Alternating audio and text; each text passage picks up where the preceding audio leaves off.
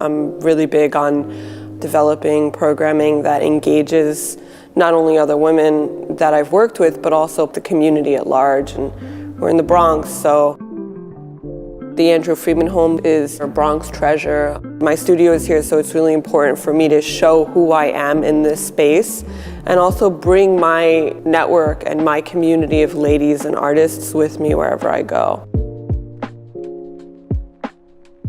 Yeah, so one of the things I considered when I was curating the show was I wanted to highlight women in this particular genre of street art muralism, but I didn't want to make it about it being women. I wanted to really highlight the women's evolution, the beauty of their work, how they've arrived here, and to really allow the audience and the viewer to come in and be impressed with the quality of work.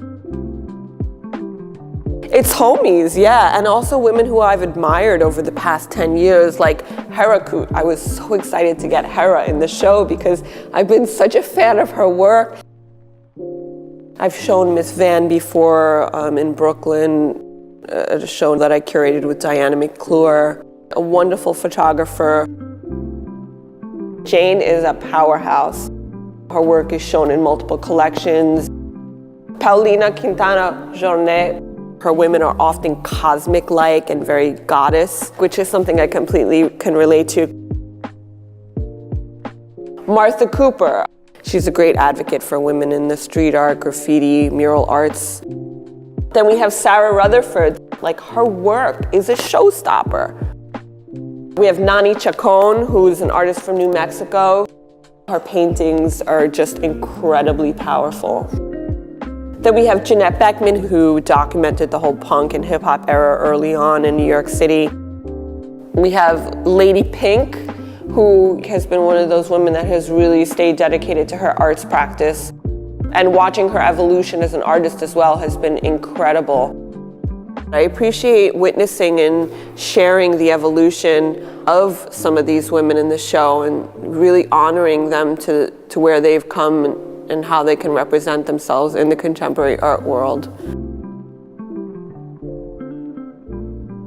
This isn't like, oh, I'm making art because I want to be in an art show. This is their career, their lifestyle. This is something that they've arrived at over many years of practice and non-acceptance in this particular genre.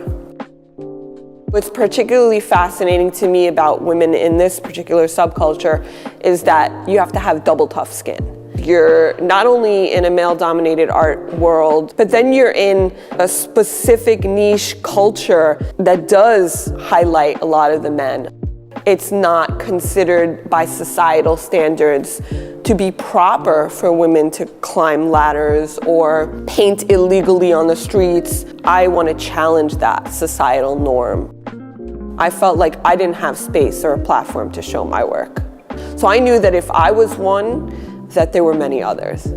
I often say my ancestors didn't have the opportunity, they didn't have the choice to be heard. And so I think it's important for me to also honor all of the women who have burst through that difficulty of what's expected of us. If there isn't space for us, then we have to create our own space.